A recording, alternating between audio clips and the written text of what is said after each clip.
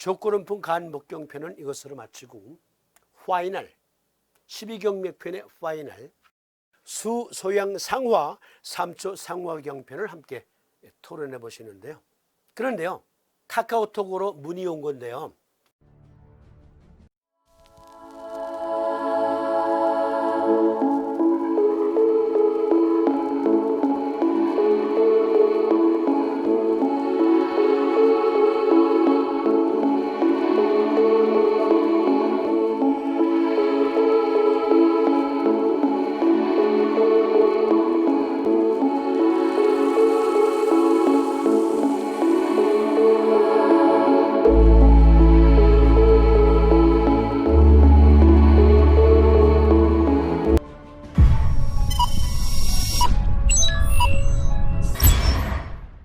어느 분이 카카오톡으로도 물어볼 수 있네 그러시는데, 일단 기본적으로 카카오톡이나 문자나 이메일로 제게 문의 주실 땐 교재가 있다는 것을 전제로 해야 서로 토론이 돼요.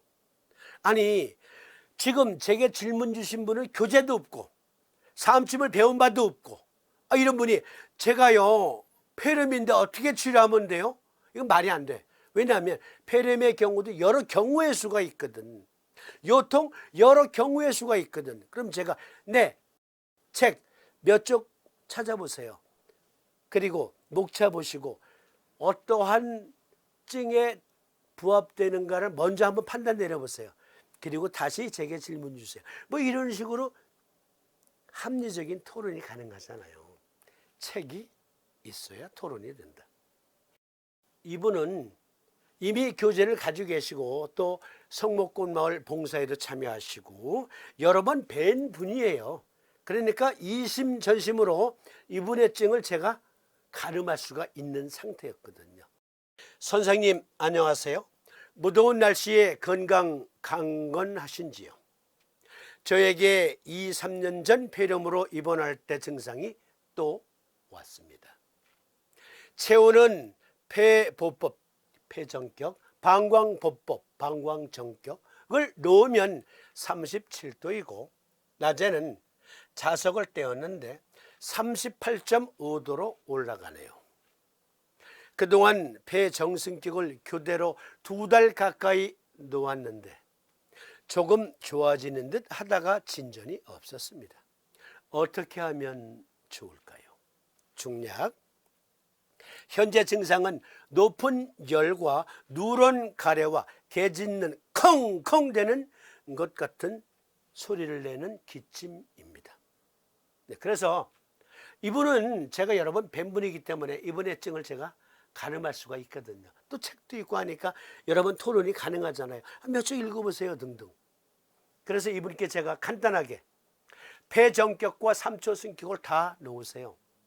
그랬더니 오늘 새벽에 문자가 또 왔습니다. 카카오톡으로. 선생님 감사합니다. 체온이 36.5도로 떨어졌습니다. 그렇습니다. 강력한 진통 해열제로도 떨어지지 않는 게 자석 몇 개 붙였을 뿐인데 정상 체온으로 내려갔어요. 정상적인 체온으로 복구되었다고요. 사암침의 위력은 놀라울 정도입니다. 단지 자석 몇 개 붙였을 뿐인데 이런 결과가 와요. 그런데요, 기왕에 질문 주신 분을 위해서 특별히 시간을 할애해 봅니다. 그러니까 폐렴의 증상을 한번 피드백 해보는 거예요. 자, 제게 질문 주신 분 피드백 해보세요. 2, 3년 전에 폐렴으로 큰 낭패를 보았잖아요. 그때의 증상과 지금의 증상 등등을 생각해 보자고요. 폐렴, 일단 시스테믹, 전신으로 나타나는 증상은 발열 오한 발열이 있습니다. 그리고 피부계에는 불쾌한 끈적거림, 자한이 있어요. 어떤 분들은 마황탕증과 같은 무한해증이 있을 수 있어요. 대청룡탕과 같은 절대 무한해증이 있을 수는 있어요. 그러나 대부분의 많은 폐렴 환자는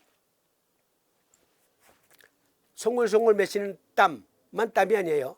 자, 이렇게 피부를 만져보면 불쾌할 정도의 끈적거리는 스티키한 그러한 것이 감지가 된다고요. 그건 유한의 증이다. 땀이 나고 있는 증이다.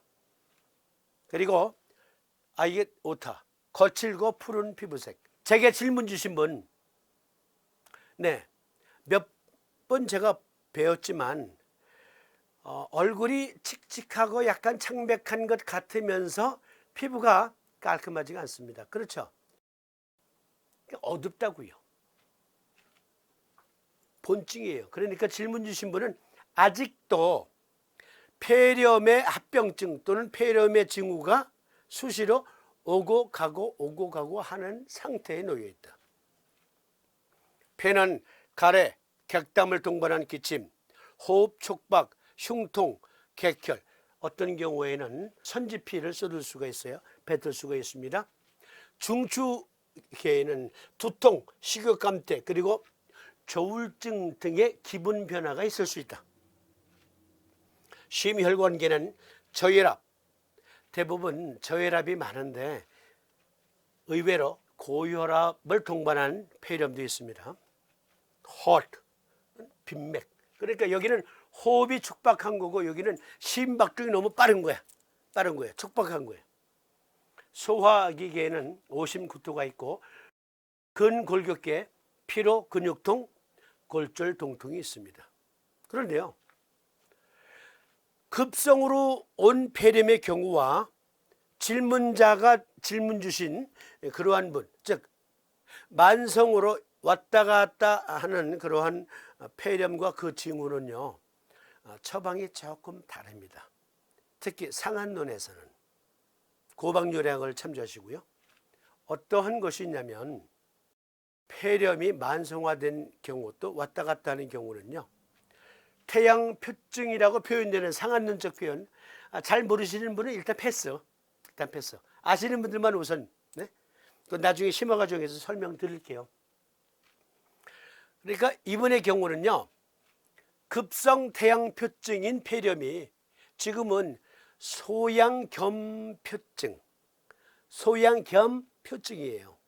그런 상태인 것 같아요. 그러니까 소양병 반, 그리고 표증 반. 그러니까 소양병, 태양병의 합병이다. 여기에는 곰곰이 생각해 보았는데 잘 들어주세요. 한의원 또는 약국에 가셔서 약사 또는 한의사와 상의하셔서 시호계지탕을 한번 처방받아 보세요. 시호계지탕. 주증, 비스모표, 경한, 흉엽, 고만, 심하부, 결림. 그러니까 흉통이 있다 그랬잖아요. 식욕부진 있잖아요. 복직근, 구련. 복통이 있을 수 있거든요. 이런 경우 여기 오심구토가 있으면서 복통. 그리고 두통, 특히 편두통으로 맥이 전형적인 100% 시호계지탕증인 경우에는 간, 담, 췌에 일어난 증상인데 여기에서는 맥부현이 맥부만 나타날 수도 있고 맥촉으로 나타날 수 있고 맥약하면서 그리고 빈삭한 맥으로 나타날 수도 있어요. 왕래 한열이 있을 수 있어요. 추웠다 더웠다. 객증으로는 두한강통, 미열, 복통, 수족 관절통, 토기, 자한 신경증이 있는데 신경증, 조울증 등등과 같은 신경증. 제 생각에는 심장약이기도 하고 그리고 간장약이기도 하고 폐장약이기도 한 시호계지탕을 복용하시면서 요법을 꾸준히 적용하시면 좋을 것 같아요. 자, 제가 간 정격이 아니라 질문자에게 3초 승격을 겸해보세요 라고 한 이유가 이것은 간담체에 특히 적응증이 많기 때문에 간 정격을 써야 될 그러한 증의 시호계지탕증을 확인할 수가 있거든요. 그런데 시호계지탕을 쓰면서 간 정격을 넣는 것은 딱 100% 맞지만 그러나 여기 센트럴 너버스 시스템의 중추신경계에서는 이 폐렴으로 인해서 조울증이 생길 수 있대요. 그러니까 우울증보다는 조현병과 비슷한 기분의 변화가 있을 수 있다. 그렇다면 간 정격이 아니라 3초 승격을 써서 누그러뜨려야 된다라는 판단을 했던 거예요. 그러니까 질문자는 아니 뜬금없이 3초 승격은 왜 쓰라고 한 거야 하셨을지 몰라요. 여기에 다 이유가 있잖아요. 폐렴의 징후와 시호기지탁의 징후를 볼 때 우울증이 만약에 폐렴에서 두드러진다면은 간 정격을 쓰겠지만 여기에는 조현병과 비슷한 기분의 변화가 일어난다고 해서 솟구치는 것이 열을 더욱더 가중시키지 않았을까 해서 제가 3초 승격을 권해드렸던 겁니다. 그런데요, 여기서 한번 우리 질문 주신 분과 함께 생각해 보십시다. 제가 강조드린 빨간 고딕제로 강조드린 증상,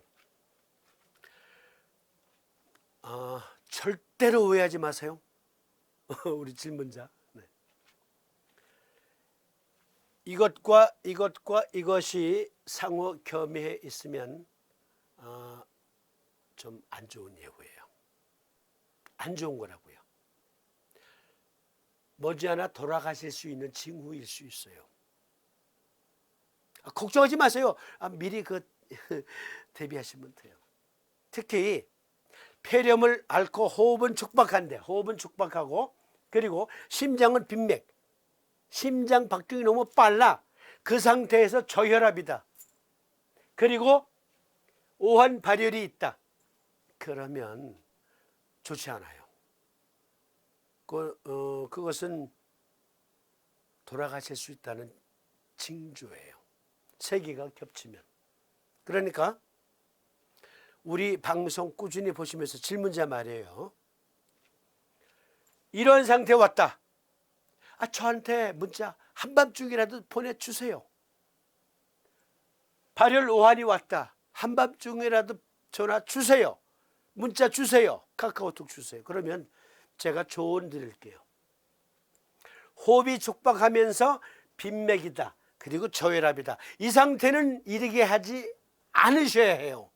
그러니까 일단 폐전격을 꾸준히 놓되 어떤 경우에는 폐전격을 같이 놓아야 되는 거예요. 어떤 때는 폐전격과 위전격을 같이 놓아야 돼요. 서로 반대되는 요법이지만 그러나 병은 고쳤는데 사람이 죽었다 이러면 안 되잖아요. 그러니까 폐전격을 통해서 강력한 면역력으로 항원을 물리치되 염증을 소염시키되 심장의 맥박이 촉박하면서도 저혈압으로 빠지게 되는 그런 사태를 막아야 된단 말이에요. 그래서 차라리 폐정승격보다는 제가 권해드렸잖아요. 양쪽에 폐정격 다 놓고 양쪽에 위정격을 다 놓는다. 그럼 서로 반대되는 요법이긴 하지만 그러나 위정격은 위정격의 일을 하고 그리고 폐정격은 폐정격의 일을 한단 말이에요. 또는 폐정격을 넣고 어떤 경우에는 제가 권해드린 것처럼 3초 승격을 넣는 겁니다. 3초 승격. 그런데 이분들이 이하의 핵을 만져보니까 우들두들해. 그러면 그때는 폐정격과 대장정격을 같이 넣는 거예요. 같이.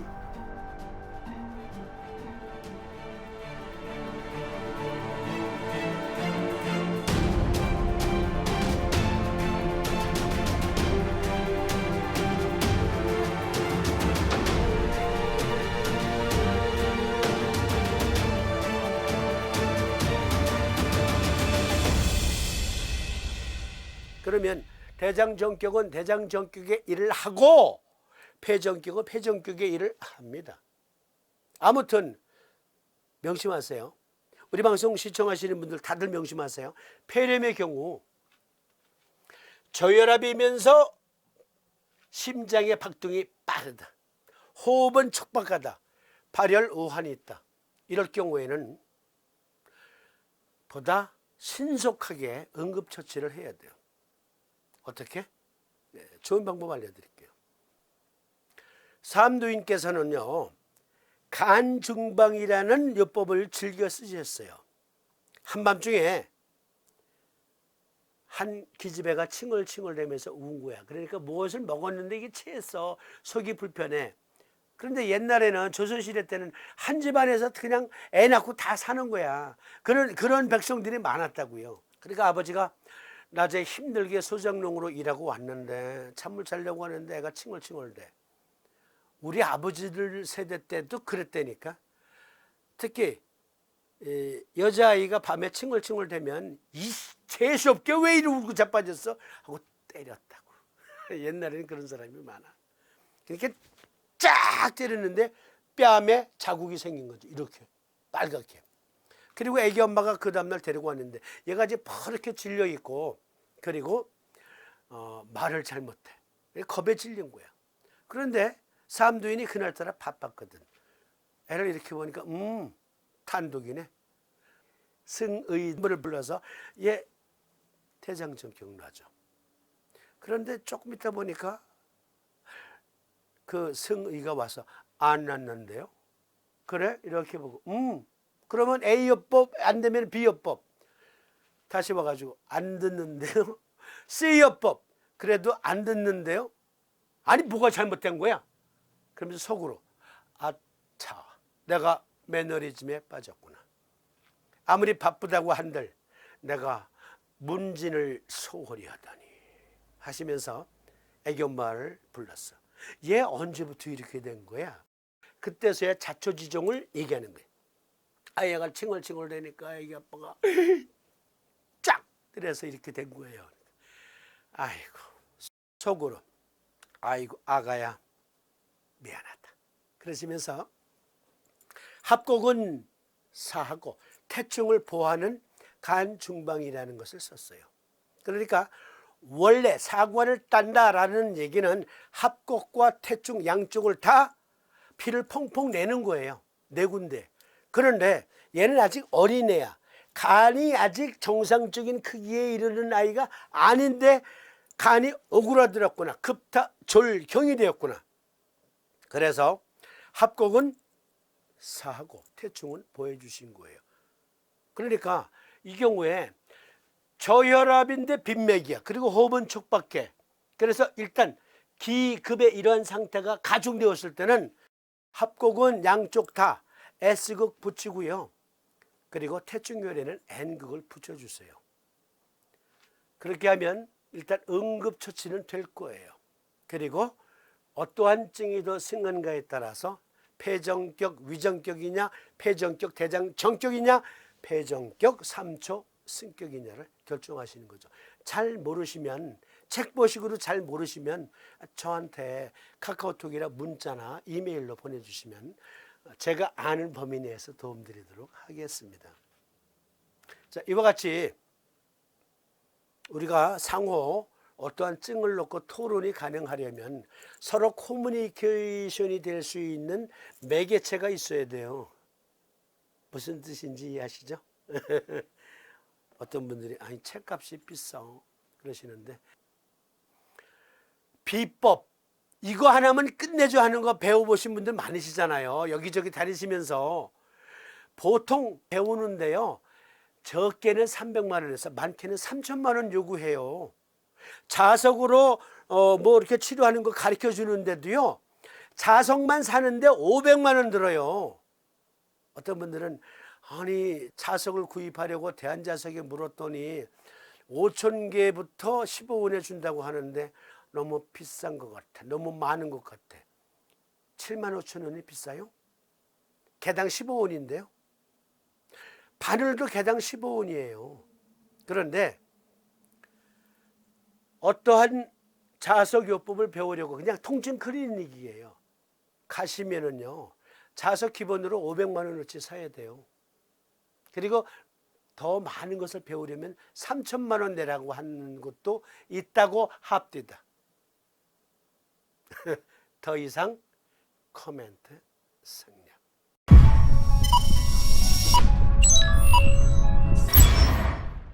네, 그러면 간목경 정승격에 따른 취혈법, 경혈취혈법 여기에 붙여서 보내드리면서 오늘 시간 여기서 마치도록 하겠습니다. 시청해 주심에 감사드립니다. 고맙습니다. 안녕히 계십시오.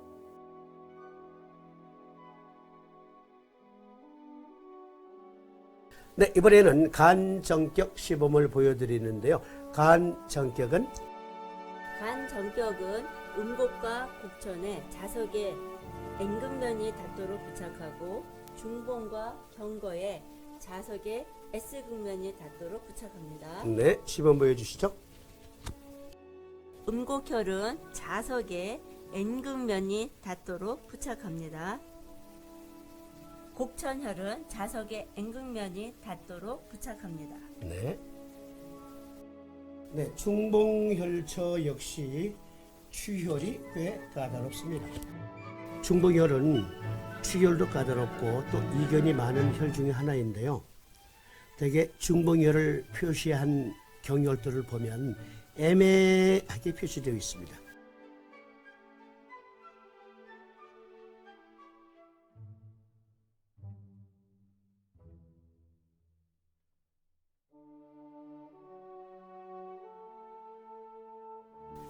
그거 확실히 이해하는 시간 가져보는데요. 보시는 바와 같이 이곳이 상구혈이죠. 네.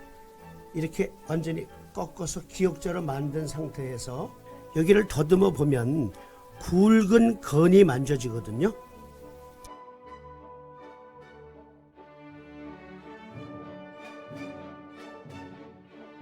굵은 건 피해서 이렇게 침을 찔러 놓거든요. 그런데 가늘러 쓰는 침 중에 자칫 잘못하면 굵은 건을 찌르게 될 수도 있습니다.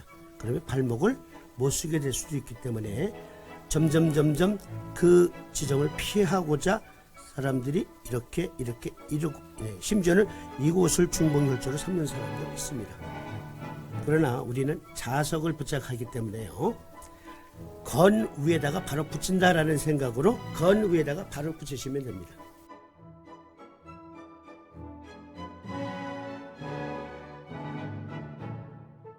중봉혈은 자석에 S극면이 닿도록 부착합니다. 경거혈은 자석에 S극면이 닿도록 부착합니다. 네, 간전격이었습니다. 간전격은 보신 바와 같이 음곡과 곡천혈에 자석에 N극면이 닿도록 부착하고요. 경고와 중봉혈에는 자석에 S극면이 닿도록 부착했습니다. 그러면 이번에는 간승격을 보여주실까요? 네, 간승격은 중봉과 경거에 자석에 N극면이 닿도록 부착하고 행간과 소부에 자석에 S극면이 닿도록 부착합니다. 네, 보여주시죠. 중봉은 자석에 N극면이 닿도록 부착합니다. 네, 간승격입니다.